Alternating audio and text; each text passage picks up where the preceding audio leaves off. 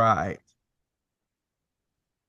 Oh, good. All right. So, Mr. Nate Morgan Locke, welcome so much to Everyday Mythos. We have Reformed Mythologist here with Everyday Mythos, and I love that we both have that word myth in our title. hmm Mr. Locke, how are you doing here? How are you doing today? I'm doing very well. I'm here based in the UK, so on the south coast of England in a little seaside town called Eastbourne. So Ooh. that's where I am. Where are you based, Paxton? So, I am based in little old Murray, Kentucky, in the United Oh, States. wow. So, I am Okay. landlocked and just chilling in the United States, really. I've honestly, the farthest west I've ever been is Kentucky, and the farthest east I've ever been is probably Cincinnati, Ohio. So I'm very much, I have not explored the world yet. Okay. Well, you've got plenty of time for that. That's right. Yes, sir. So I came across your channel a few months ago. I think it was either with your video on the House of David that you did a reaction to its Mhm. trailer or with Twilight of the Gods. And for all of the people listening here, I just want to say that I'm kind of a fan of Zack Snyder. Like if I was, you may think less of me when I say this, Mr. Locke, but right now my favorite film is Man of Steel. Like Really? Oh, favorite wow. film, like if you'd ask Paxton, what's your favorite film of all time for this Goodness. moment? I'd say Man of Steel. I love like just this. I think Zack Snyder has a way of like taking my heart and gripping it sometimes, Okay. and just Okay. immersive with the Hans Zimmer music and all Yeah. that fun stuff. And so I noticed in his video, it's in his movies, he put some Jesus references almost in there, and Mm. which is really fascinating. Like sometimes I feel like you see that maybe more in DC than in Marvel. Yeah, yeah. And with that, it's like all throughout the years we've seen some moments like Batman versus Superman, a hmm controversial film. I personally think I love it, which people may think less of me for that. The Yeah, yeah. Ultimate Edition, I have to clarify. Okay, okay. And Jesus parallels in that. And then when I hmm saw a video pop up one time that your channel did, where it did Twilight of the Gods. Twilight of the Gods was a movie or a TV series that Zack Snyder did. And that TV series was about pagan gods from Norse mythology, but hmm he included Jesus in it. And it was like, wait a Yeah, minute, this guy has like flirted with Jesus images and like yeah, parallels in his content. And finally, he puts Jesus in there. And so, yeah. like, I never watched it because no offense to Zack Snyder, but the show was not my personal cup of tea. I think Zack Snyder's hit and hmm miss. I think you can hmm probably agree with me on that. Yeah, yeah, For me, yeah. that was more of a miss and also very inappropriate show. I'm not hmm necessarily recommending that people watch it. I may finish it someday, but Yeah. very inappropriate. And so I watched your video about where Jesus was shown in it. And that video helped me fall in love with your channel, Mr. Locke. And you are a Reformed Mythologist. And it seems that you do kind of like what these Zack Snyder movies and others kind of do, where it brings like a sense of Christianity into the world. Not hmm even that Zack Snyder's a Christian, but you kind of see a shadow hmm of Christ and of truth in there. And it's really Yeah. cool. Like your channel seems to like maybe shine a light on some of those shadows and kind of draw that out. So tell me a little bit about yourself, Mr. Locke. Like what is Reformed Yeah. Mythologist? Yeah, what is a reform mythologist? Mm, It basically just means I'm a Christian who's interested in story and storytelling. mm, And so that goes across the board from episodes of Bluey all the way through to the Greek myths or the Norse myths mm. or Zack Snyder films or whatever. Um, it's interesting you mentioned, yeah, Superman right up the top there. Yeah. One of the first things I think I ever did in the vein of a reform mythologist was to write a paper on the theology of superheroes and Ooh. comparing Superman and Spider-Man as kind of classic Christian heresies. Mm, So the thing about Superman is that Superman is not really a human being. mm. So he's pretending to be Clark Kent. Ooh. And that's what's kind of so interesting in Kill Bill 2. Mm, When at the end of that, they talk about how Uma Thurman's character, the bride, that she was always pretending to be a regular human being, Mm, just like Superman pretends to be Clark Kent. You see, the Clark Kent outfit is the costume. The mm, real guy is yes. Kal-El from Krypton. Um, and so that is a classic Christian heresy to say that Jesus Christ never became fully man. Ooh, yes. It's kind of like the Gnostics or Yeah, something like yeah. that. Like it's like just maybe a spirit came down on a man or something. Sort of Yeah, and figure. the other one would be the Spider-Man view, which is Peter Parker is just a regular guy, or whoever the current Spider-Man is. But Peter Parker is a regular guy until this moment where he's bitten by a radioactive spider, and that is then him becoming this kind of Mm, spider superhero.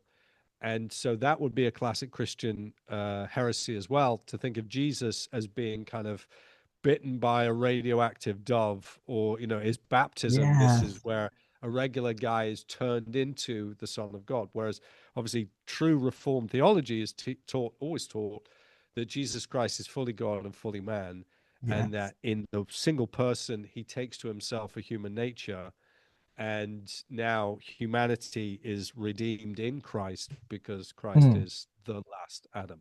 sweet. So it's interesting you mentioned in Superman. Does take me back to, I don't know when I wrote that. It was probably about 2011 or something. Mm, And yeah, just thinking through how we approach, yeah, the stories that are in our culture and the mythologies of the world, and the ways that, yeah, there's a story in everything. And yeah. I love engaging with stories and storytelling, no matter what it is. Absolutely. I was thinking a few days ago about stories. Like, sometimes, especially if you're not a Christian, you may think of life as just like, or history as just a random, just Mhm. continuance of events. Yet somehow in our daily lives, we can make a story. Like, oh, let me tell you about what happened at the coffee shop this morning. And it has like a beginning, a middle, and an end. Mhm. And so, like, Mhm. even in our lives, stories just take hold. And of course, we know that we were talking about, Kill Bill, and we have Mhm. uh Zack Snyder, we have superheroes, we have all of these things where it's like stories are powerful. And what we have really is like this idea of like let me think, I'm losing my thought here. But basically something that I would like to say is that we have, many ways that we approach stories today. Mhm. Like we have, for us, big is Hollywood in movies. Back in the Mhm. day, we had the myths. If you're religious, then your religion has stories Yeah. involved with it. And so we as Christians, though we live in many times like places that are, if you're in the West, there is a form of Christianity there. Like I live in the Bible Belt in America. Okay. It's like this is a Yeah. Yeah. place where if you talk to someone, there's a likely chance that they'll claim to be Christian, whether that's true or Mhm. not. There's a likely chance that, especially where I'm at, that they'll be dispensationalist and Okay. probably young earth creationist. Like, Mhm. and at least when it comes to people who like are passionate about Jesus, not that you can't be passionate about Jesus and have different views on those, but like so basically, but there's a lot of like I'm surrounded by Christians, but even in the midst of that or in other parts of the world, you're not necessarily all the stories you're around are Christian. And Mhm. so this has been something Christianity's been with since the beginning. It used to Yeah. be, even in ancient Judaism, you have Israel surrounded by the pagan nations with the pagan Mhm. myths. And then when Yeah. Christianity emerges and Christ comes to earth and the church is born, we have the church interacting with ancient mythologies surrounding them. And so I'd love Mhm. to just today, like, really go into this idea of like Christianity and stories and Mhm. mythology, and how do those two things, how should we as Christians interact with them? So Yeah. Mr. Locke, what is the power of stories and why should Christians use them or interact with them? Yeah. I think the we have a storytelling God. So God is Mm, telling the story of his redemption through history. And I don't think it's too much of an accident that his story and story are kind mm, of lexically connected.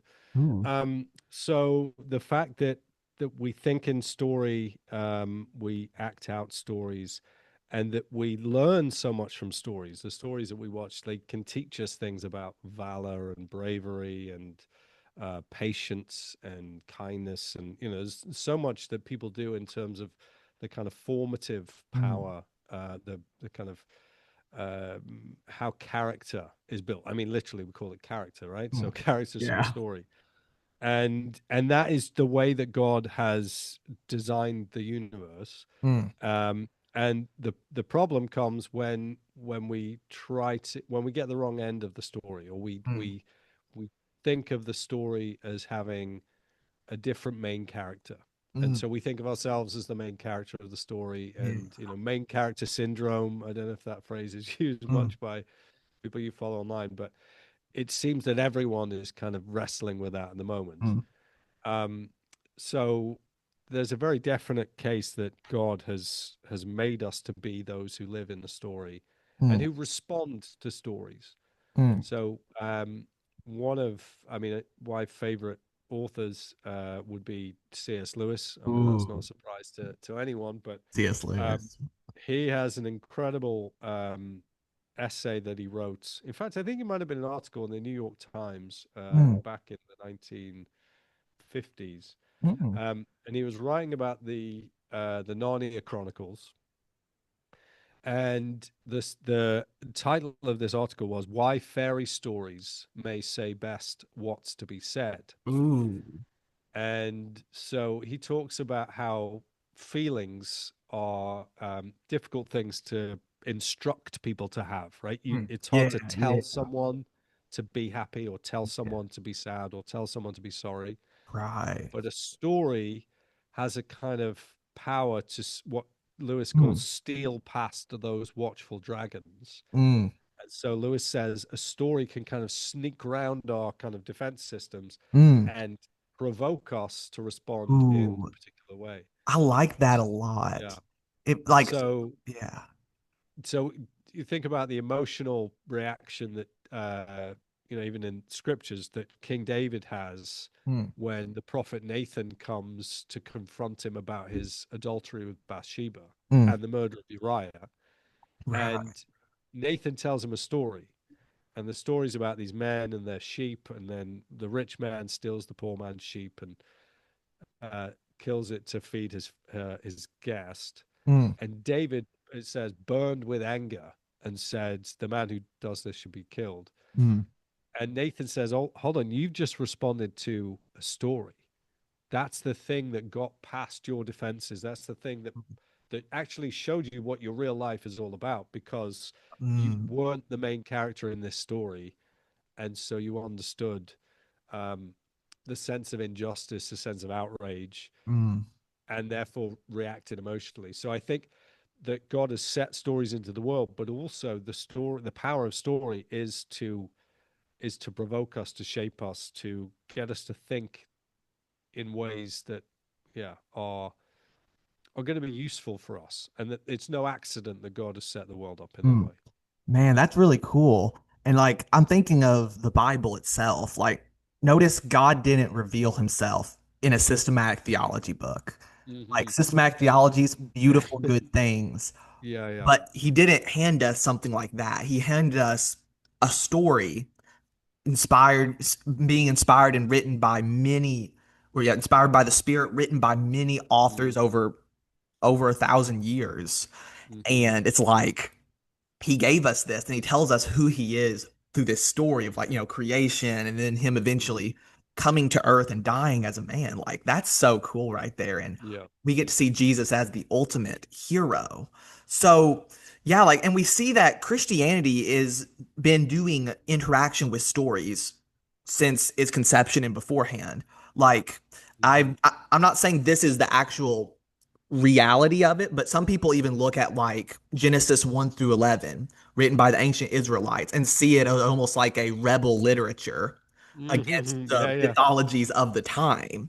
And so, yeah, like, because you have other flood narratives, other creation narratives, other yeah. perhaps sons of God coming down, or gods having children with women. Of course, at least that's an interpretation of those verses. And Hmm. like, so perhaps this is like, hey, this is the true account of what's going on. I've heard kind of stuff like that. Yeah. And so we have like in the Old Testament interactions with mythology and stories. And then the New Mm, Testament, like you have like Acts 17, where hmm Paul even quotes two pagan poets, I think. One of those hmm might even being a pantheist, I've heard. Yeah. And like that right there, from today's standard in Mm. Christianity, could sound a little scandalous. Yeah. Yeah. Like, I grew up in a doing like a fundamentalist homeschool curriculum. And something Okay. about, American fundamentalism is they are not a fan of like Hollywood and stuff hmm necessarily. And Yeah. so Yeah. like the idea of like stories perhaps or literature being perverted, so to speak. Yeah. And so they aren't as much into that. But we have hmm stuff like and not that I'm necessarily a fundamentalist or that I'm necessarily portraying all of them that way, but hmm we also have, though, like in Acts 17, Paul quoting these two pagan poets. And then in Christianity, like I believe it might have been Justin Martyr in one of his apologies or first apology. I remember hearing, I haven't read it yet, but like this idea of like he compares, I think, to mythology with Christianity and, you know, down to the present day, we have people like you and others who are looking at stories and Christ and comparing them hmm together. Yeah. So, do you like to look at like the ancient mythologies and see how they look at Christ and things like that? Yeah, a little bit. I mean, so to think back to yeah, you mentioned the Twilight of the Gods episode Mm, we did on the show, and that was about the Ragnarok, which is mm, literally what Twilight of the Gods means. mm. And it was the ending of the Norse Yeah. gods. And what's difficult about our understanding of Norse mythology Mm. is that none of it was written down until like the ninth century AD. Wow. So it's kind of, and it was written down by Christians who were kind of thinking about the stories that they were hearing about the Mm, kind of the gods of Scandinavia. mm, And so, in one sense, Christ and his kingdom has already taken over the well, Northern Europe to some degree. yeah. And so the way that they're thinking about, okay, what happened to all our gods? What happened to Loki and Thor and Balder Mm, and everyone else? Well, they got beaten by this crucified, you know, mm. Jewish god man. Yeah. And that story is a way better story than our kind of blood and thunder Mm, um, kind of mythology. mm, And so that was what I think most intrigued me about the Twilight of the Gods stuff was that we are going to see a depiction of Christ crucified in this animated show, um, and that is a depiction of what actually happened in mm. Northern Europe Yeah. um, during those kind of years of Christian evangelism. Mm, I suppose one of the things for me is the I suppose the Greek gods a little bit Greek and Roman. I probably have been interested in mm. just as historical mythology. Yeah. But the times I think I probably engage with it most, or it comes up, is when um, our pop culture, Hollywood, Mm, or the animation studios or whatever, wants to kind of retell mm. a mythology. So a Yeah. classic one would be in Moana, where you've got Okay. Maui. So Maui is a real kind of a real Yeah, yeah. He's god. actual from it Yeah, yeah, mythology. yeah, from Polynesian mythology. And the stories about Maui, as sung by Dwayne the Rock Johnson Mm, in the lyrics of the songs, are about Maui being this kind of culture god who gives fire to the people, a little mm, bit like Prometheus does mm, for the Greeks. Or he's like responsible for the stuff that grows out of the ground. Well, mm. there's other kind of stories that are told about Yeah. different gods, whether it's Demeter or Ceres or whatever. Mm, So it's not. I mean, I could kind of nerd out and just go and sit in an old library reading old mythology books, but Mm, it feels to me that the more interesting or the mm, more evangelistic thing is to say, oh, someone's watching this movie or TV show, mm. it's referencing some mythology. Yeah. Here's how we can engage them and talk about Yeah. Jesus, because Ooh, typically there aren't many people who true.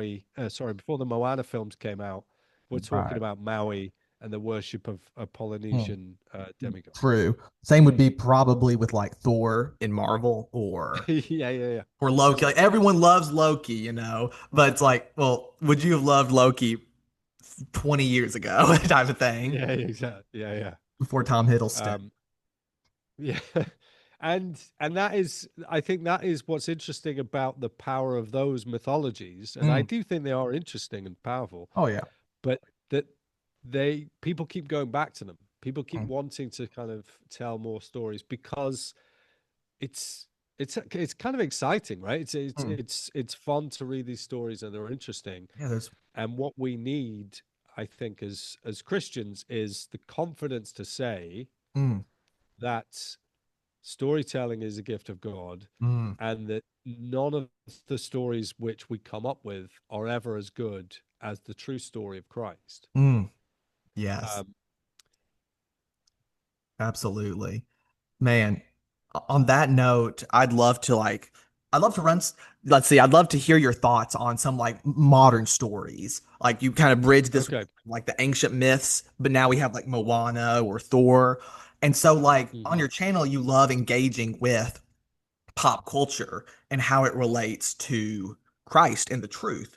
So I'd love to run Hmm. some stuff by you. Like, so what stories today have Yeah. you noticed that we greatly see shadows of Christ and the faith in? So like whenever have been indulging in some media and our content, what's some good Yeah. stories that we as Christians can like either watch or just like be aware of and be like, Yeah. oh, Yeah. that kind of Yeah. sounds like the story of Christ or shadows of it at least. Yeah. Yeah. Yeah. There's different ways about it. I mean, one of the big thing that we typically focus on, for good reasons, is the cross, right? So if we Mm, see a character, if we see a hero in a story who sacrifices themselves, mm, who gives themselves up for their loved ones, then we typically point to that and go, "Hey, look, that's like Jesus," right? yeah, yeah. But I think from the stuff I've been learning has been that there are other aspects to what Christ has done for us, as Mm, recorded in the scriptures and taught by the church, that that are also we can also notice in culture. So mm. one of them is um, you get this kind of trope. I mean, that makes it sound negative. It's not supposed to.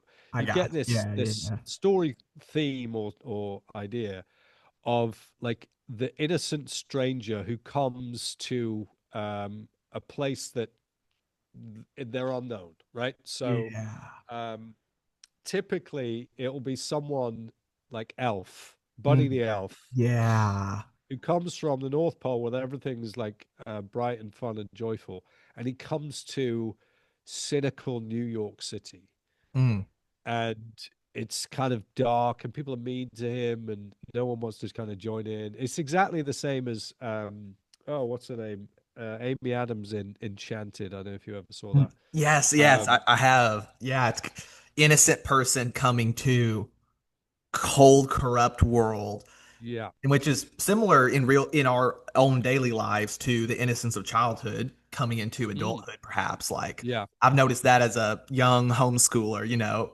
entering into the real world, and it's like, oh, this place isn't Yeah, yeah. as black and white as I thought it was. Yeah, yeah. But yeah, yeah. Uh, So these type of stories, you say they reflect Christ as well? yeah, because there is something about like now Christ is not naive, right? Right.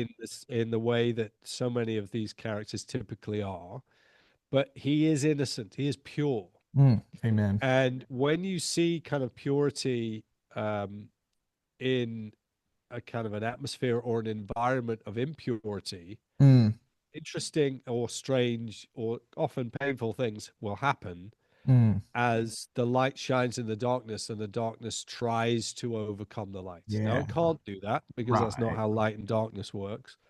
But what you see often is this bright, shining innocence, Mm, which starts to make people actually feel a bit uncomfortable mm, because he's exposing who they are. Now, what we typically find by the end of these stories, because they are almost always comedies, right? They always yeah. almost end with a happy ending, Mm, is that we see that this innocent one, this kind of true believer character, transforms the world they went into. mm, And that is actually part of the Christian story as well. That yeah. Christ, who comes to shine His light in the world, is the one who will redeem the creation Mm, and will, make everything new. mm, So there's something about that kind of redemptive power of those story structures, which I think we can point to, as well as the absolutely. substitutional death on the cross. Mm, yes. Gee, Some, bless me. oh, it's all good. Something I've been thinking about in my own writing, like I love storytelling and coming up with stories, is this Hmm. idea of like types. Like in the Old Mm. Testament, you have like these official, or at least the church has found types of Christ. Oh, 1 second. Got a little pop-up ad saying running out of time. Oh, Okay, dang. so We have we two got minutes 10 left. minutes. Yeah. We got this. We can do this. So we have like types of Christ, such as maybe perhaps Isaac being Hmm. sacrificed, or we have even Adam, who it says in Romans is a type of Christ. We Yeah. have perhaps Moses being the leader of Israel. We have the tabernacle being the house of God. We Mm. have Israel itself. All these things people like call types. They're like characters Hmm. or locations or things that point towards the Messiah, who's the antitype. And I've kind of Hmm. I'm thinking to myself that in literature, we as well get to make types. Now they aren't going to be probably as good or as official as the ones Hmm. Christ that the Spirit inspired, but like when we write stories, like Buddy the Elf can be almost like a type of Christ in Yeah. that he points to him, but obviously just like uh Abraham or just like Isaac, he's not a perfect Mm. type. Yeah. And so we have like shadows pointing towards the Yeah. greater reality. What are some of your own personal favorite kind of types like that you find in Yeah.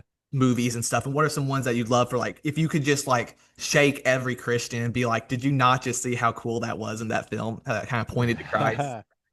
Or So, or other types of literature too. Like we can even go into yeah, songs or into books. yeah, I think it was interesting you mentioning Moses being a type of Christ. Mm, Uh, because yeah, again, to go back to Superman, um, the guys who wrote Superman were Jewish. So Joe Shuster and Jerry Siegel, I think, were their names. okay.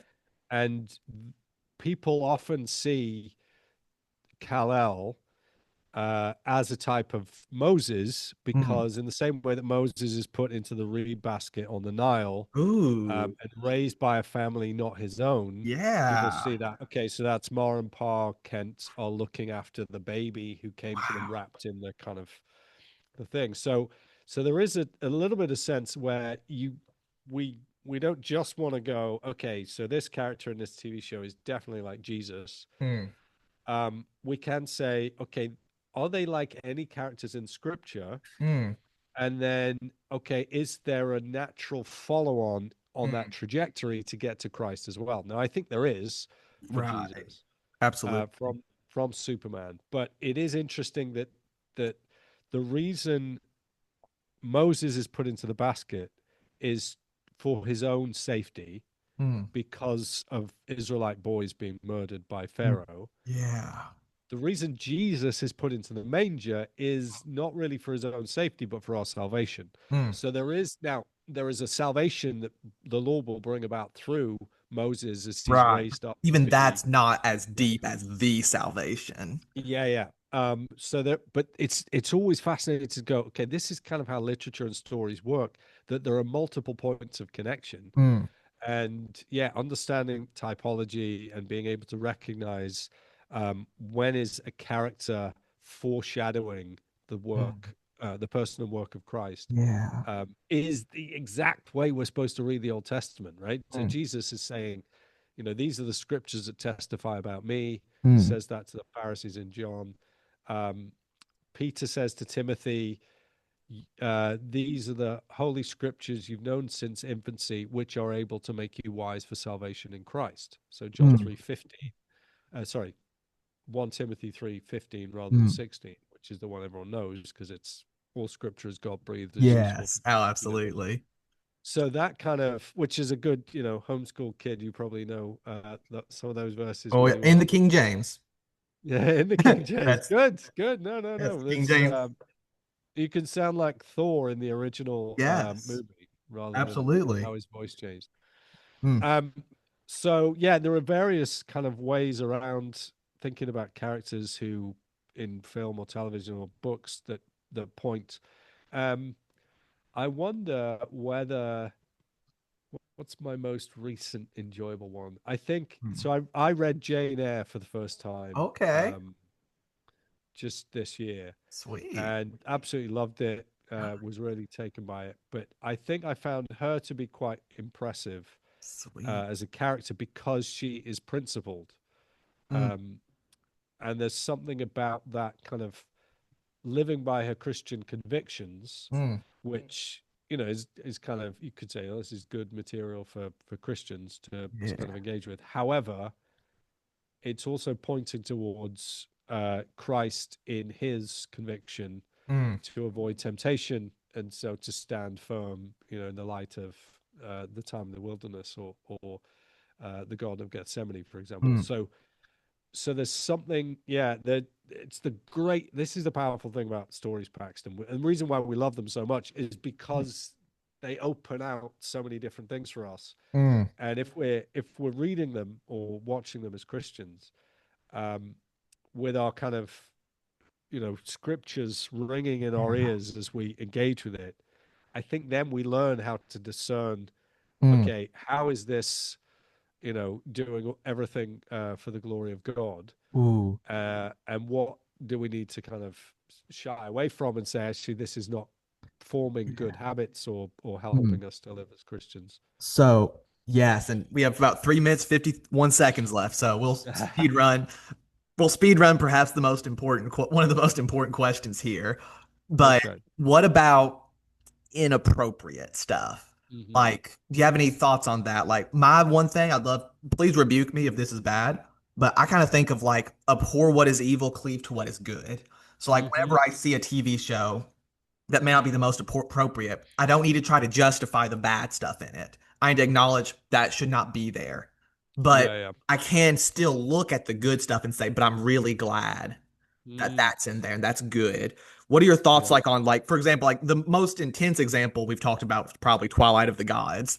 That thing Mm, was yeah, yeah. very, yeah, in many Yeah. ways. So like, what are your in these last three Yeah. minutes, what are your thoughts on that? I think, I think the stuff that we've done on our channel that we've like looked at on our channel that's had the most evangelistic kind of power Hmm, has been the stuff that most Christians probably just stay away from because they're like, interesting. ew, why would anyone want to Yeah, engage with that? Now, I want to really respect that for my Christian brothers and sisters and to right. say, look, we don't, if you don't want to watch this show, it's why we always end every episode with media consumption I is like optional, that. right? Yes. Um, because I don't want to cause someone to sin by engaging with media content that is not going to be Right. helpful for them and not going to be kind of leading them into the ways of holiness. Mm, But at the same time, I want to reach out to those who are in engaged in material that might feel like it's beyond the pale. But I'm saying, look, because of the grace of God, because of the light of Christ that overcomes darkness, mm, whatever it is that you're watching, there will be some point of possible connection that I can try to mm. kind of share Yeah. with you. Yeah, it requires discernment. It requires integrity.